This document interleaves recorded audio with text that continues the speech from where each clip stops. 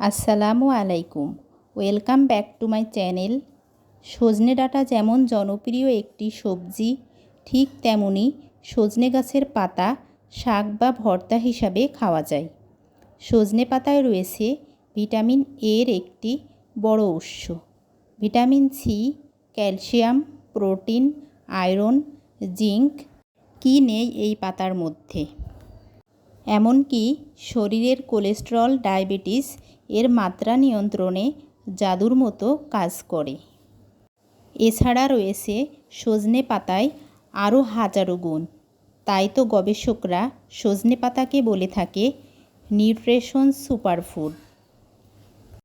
আজ তৈরি করব সজনে পাতার ভর্তা। চলেন শুরু করা যাক। এখানে আমি কিছু সজনে পাতা গাছ থেকে পেড়ে নিয়েছি। এটাকে এরকম করে বেছে নিলাম। দেখুন, ছোট ছোট ডালগুলো কিন্তু আমি বেছে নিয়েছি। এবার সজনে পাতাগুলোকে খুব ভালোভাবে ধুয়ে নিয়েছি। যদিও সজনে পাতায় খুব বেশি একটা ধুলাবালি জমে না, তারপরেও খুব ভালোভাবে ধুয়ে নিতে হবে। চুলায় প্যান বসিয়ে দিয়েছি। সজনে পাতাগুলা দিয়ে দিলাম। এবার সজনে পাতা সিদ্ধ হওয়া পরিমাণ পানি দিয়ে নেব। 3টা কাঁচামরিচ, 7 থেকে 8 কোয়া রসুন, একটা পেঁয়াজ আমি কুচি করে কেটে নিয়েছি, সেটাও দিয়ে দিলাম। স্বাদ মতো লবণ। 5 থেকে 7 মিনিটের মতো আমি জাল করে নেব। যতক্ষণ না পর্যন্ত পানিটা শুকিয়ে আসে ততক্ষণ সঙ্গে থাকুন। সজনে পাতা কিন্তু দুধের বিকল্প উৎস হিসাবেও কাজ করে। দেখুন, পানিটা শুকিয়ে এসছে। এখন আমি চুলা থেকে নামিয়ে নেব।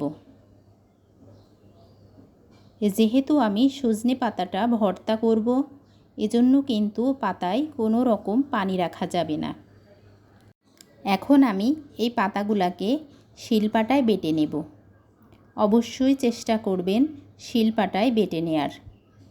শিলপাটায় বেটে ভর্তা বানালে ভর্তার স্বাদ কিন্তু আরও দ্বিগুণ বেড়ে যায়। এগুলোকে আমি খুব বেশি মিহি করব না, ঠিক এভাবে বেটে নেব।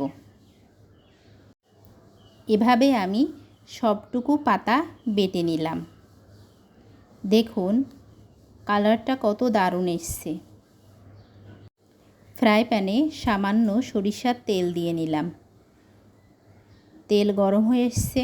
গরম তেলের মধ্যে 2টা পেঁয়াজ কুচি, কিছু রসুন কুচি,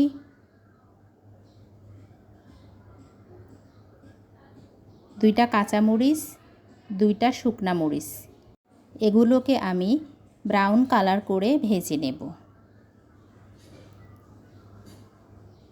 ব্রাউন কালার করে ভেজে উঠিয়ে নিলাম।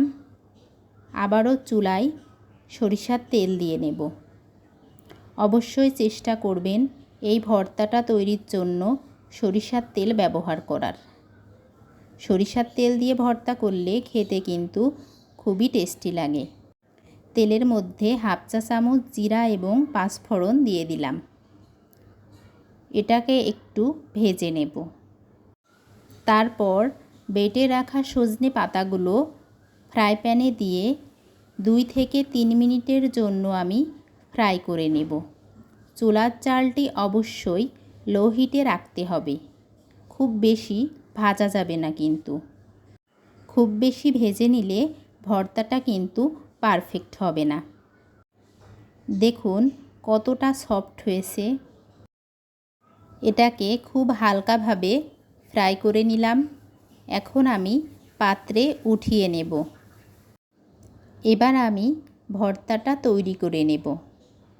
ভেজে রাখা কাঁচামরিচ, শুকনা মরিচ, পেঁয়াজ কুচি, রসুন কুচি এটাকে দিয়ে নিলাম। তারপর অল্প একটু লবণ দিয়ে নেব।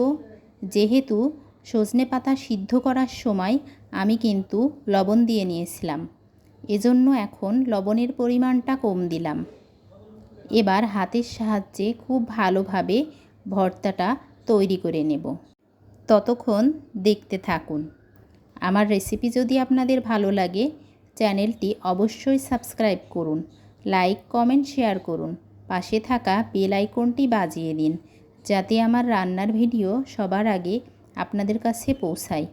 আমার রান্না আপনাদের কেমন লাগছে অবশ্যই কমেন্ট বক্সে জানাবেন। সজনে পাতা কিন্তু আমিষের ঘাটতি পূরণেও যথেষ্ট ভূমিকা রাখে। অনেক সময় দেখা যায় অনেকেই সজনে পাতা ভাজি খেয়ে খেয়ে একঘেয়েমি হয়ে গিয়েছে। তখন অবশ্যই এভাবে ভর্তা বানিয়ে খেয়ে দেখুন, আলাদা একটা স্বাদ পেয়ে যাবেন।